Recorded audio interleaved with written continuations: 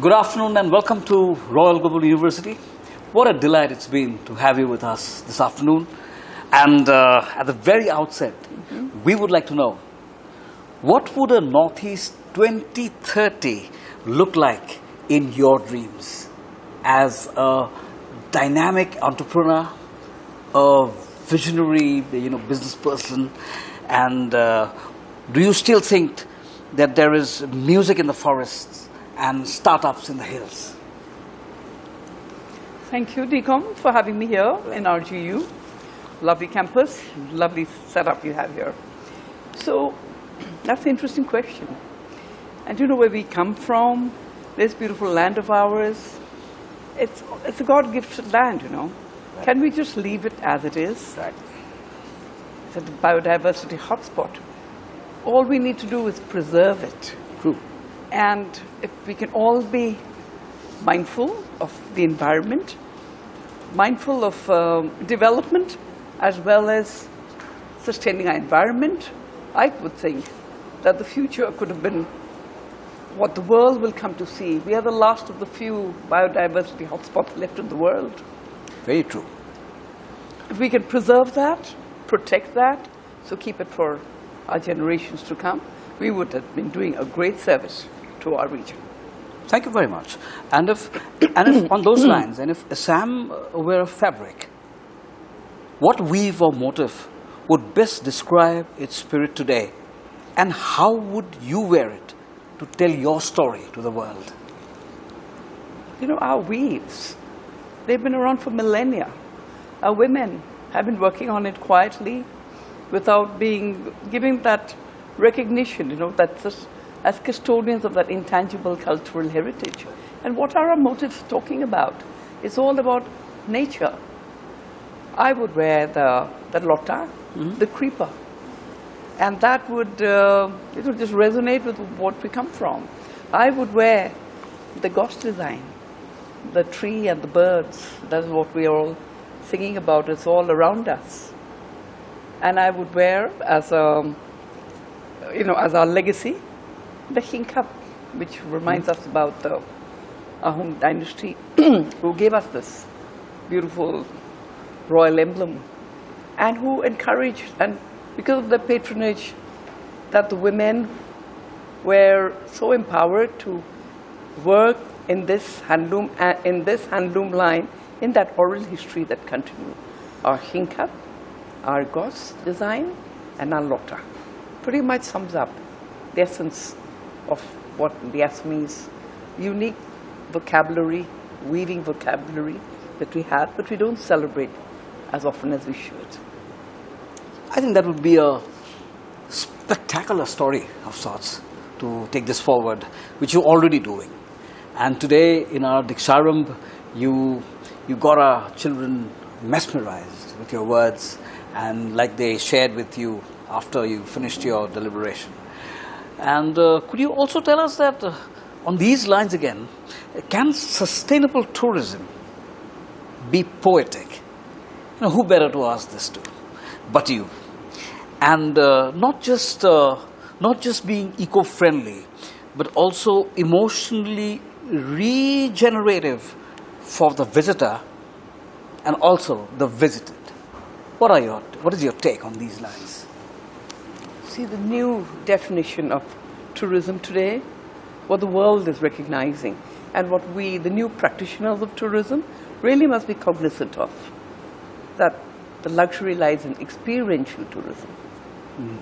If you can give them that experience of just taking that simple village walk, which our guests are so fond of doing, without disrupting the natural rhythm of our village life, without disrupting the work that they're doing, watching the women at work, watching the potters at work, the men in the paddy, the children running about, and just being respectful, listening. It's all around you.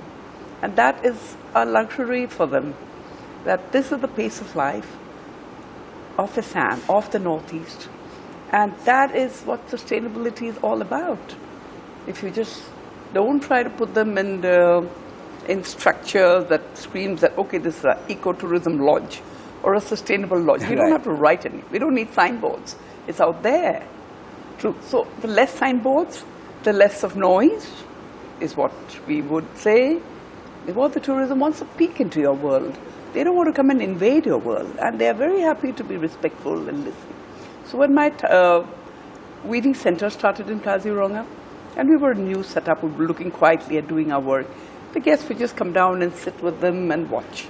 Just the daily rhythm of life, the loom, the beats, without disturbing anybody. Then they see that this is so laborious, tedious, this work that goes to creating what we take so much for granted.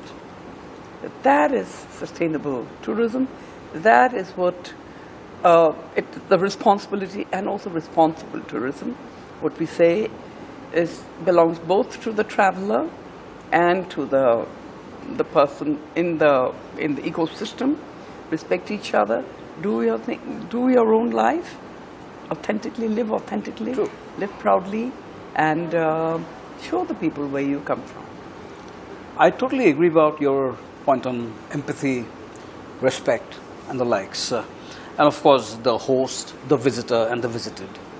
And I must also tell you that how excited you got our students today when you talked about risk, when you talked about how to the kiman dangor mata bostu, mane kiman dorkari sob khetrot, hey sahos, hey that risk taking, courage.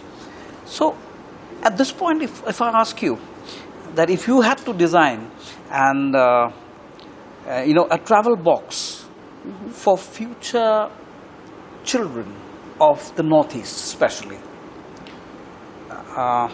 what would you fill it up with? What kind of elements will you fill up the box with, apart from textiles and tales? What do you think that box would include? For visitors coming to our region? And also for our people, our local generations that are coming up. A travel box would have what else apart from tales and textiles, according to you? So many things. What about our hot culture? What about our agriculture? What about our bamboo fibers that we are working on now? The grass around you, the fauna, the wildlife.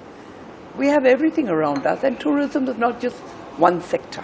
It's not just a hotel, which people seem to mistake it for, and a resort or a cafe. Tourism is everything around you. Even visiting a beautiful campus like RGU, it's a part of tourism. You are looking at how people are living, how people are going about their daily lives. If you're going down to Makameka, that's tourism. If you're going to the fields, and people are nano-entrepreneurs working on their fields. Women who are doing the sericulture, cocoons who are not recognized enough in sericulture. That's also tourism. So each of them are contributing. That is the composite picture. So in a box for tourism, for Assam, it is really a stunning sort of, a stunning canvas. Landscapes, rivers, hills, people, textures, cuisine. The hues, the different hues. And the cuisine, the jewelry, the customs, the rituals. We have so much and more. We don't need to tell anyone to give us lessons on how to promote ourselves. We have everything. If you can just be proud of it and bring out what we have. Bring out the old tales. I totally agree on the manner that you've taken it forward, in the silent way. Because we all have seen how jungle travels took shape, when everyone had to go to Calcutta to do an international ticket. It started from there. And I'm sure the risk that you all took and convinced everyone that how important it is to have a center in Guwahati. But from there, it really makes us feel very proud of your ship, of the boat that you have, the Diflu. Yeah.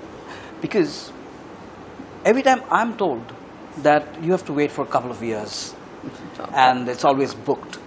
So can you tell us more about that part of the journey with tourism? So that was the Assam Bengal Navigation Company. And it's, we are a local homegrown company. That's why I'm saying it's possible. Okay, we had our British partners who came in, but today we are running, they are with us. 22 a year is a beautiful partnership. And we've gone on not only in Brahmaputra, I forgot to mention, but we're the first to sail on the Ganges as well. Wow. We were the first to go into Varanasi. So we sail all the way to Varanasi only in August and September, because the Ganga River doesn't have that volume that the Brahmaputra has, though it's the National Waterways 1, and the Brahmaputra is the National Waterways 2. But August, September, we are the first to sail all the way to Varanasi and created a record. Today, the government has opened up to river tourism. Government has opened up to so many new, vessels which ply locally. Mm-hmm. But it's opened up a new vista, and international players have come in. And we put India on the international river cruising map, of which we are very, very proud of. And, that is, again, it's possible to be a voice from Assam and make it happen. So that is what we are, we are very proud about, to have done something for our region, opened up the economy, opened up the industry. And we are also the first to have started the houseboats in the Brahmaputra. Right. And following us, there are many more. But ours is a very niche one. It's a 1-bedroom, and the other one is a 2-bedroom. Because our clientele is also very niche. And we're okay where we are. And, in our own way, in our own style, we'll also be putting up a property in Manas National Park. That'll also be, like Diflu was, a sort of a forerunner for what sustainable architecture and vernacular architecture should really be about. You should definitely come and address our students on tourism and the culinary study students, because I'm sure it will be a great takeaway for them as well, especially on these designs, because you designed it way back. It was like an eye-opener. 2008, and of course, that was my husband Ashish. I must tell you about Ashish Phookan, who he had very clear thoughts about what he wanted to do. Nobody believed in a bamboo architectural hotel, but he was very clear he wanted to do that. And today that is taken as a showpiece. And we feel very happy that after these so many years down the line, 20 years down the line, that others are also going for the mud and thatch roof. That is what we needed. We don't need our CC, our climate, our people, we can do without it. True. There are enough fancy 7-star, 5-star properties in the world. But believe me, the biodiversity hotspot will not grow overnight. Something's God given us through millennia. We should try to protect that. And we can't afford to lose it. We cannot afford to lose it. No chance. Development we need, but diversity too we need. True, I totally agree. And apart from our viewers on this cast, what do you have to share with our students who are doing fashion and design? Today you spoke to them as well, and you've told them to come and visit your Lahey looms. But will you tell us a bit more about how those dreams took shape, your Lahey looms, for that matter? Yes, for Lahey looms, it was first when I got into that, the social responsibility I saw. That was a skill set you could give a woman, and she would be economically empowered in her very hands. And then if you we go beyond that, we look at how we can address this and make it contemporary. Which is what happened when I first saw the weavers, but they were acrylic and they were in wool and others, Then you realize that, and they had these mercerized cotton and stuff. But if you give them better cotton, we could produce a better quality, better colors. So those are what we started experimenting with. I started enjoying it. I'm not trained in anything whatsoever, but I think the old grace and the elegance of a bygone era of our mothers and grandmothers, I wanted to sort of replicate that. So all my designs were really taken out from old books. So that's what our Lahey looms has a very signature sort of a look. And I like to keep it that way. And then for the fashion industry, we must see. We are also, we have to be appealing to different levels. The young, middle-aged, the older people, but reflective of our era and also reflecting of present times. Brighter hues, brighter colors, but bring in the sensibility. And our people are extremely talented. I have to mention that we say for our land, we are a home for human resources and natural resources.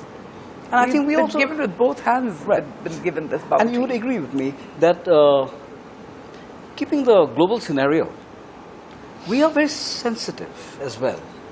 And I think we should be, that could be one reason why we should be more careful, in our preservation, especially our values and culture. Yes. Who better but people like you who've been leading the right way. But lastly, if you had a loudspeaker for a minute and the youth of the Northeast were all ears, what would be your one-liner to make them pause, smile, and act? So many things to tell them, but one thing, whether you're in your region or you're outside it, your behavior reflects the place you come from. Each of you is an ambassador. We must never forget that. And now we have a lot of our people traveling overseas, and it hurts me to see how, we are getting a bad name, not just our region, but our country, Indian, our countrymen, because of the way we're behaving, little abrasive behavior, little, non-respectful behavior. We cannot have that. We must also remember that we are representing our region. We are from the Northeast. We are even different from the rest of the country. Keep that dignity, keep that that whole uniqueness that you are. And also, I must add here that this feeling that you have in what you say, the rest of India, you feel you're different. You must celebrate that.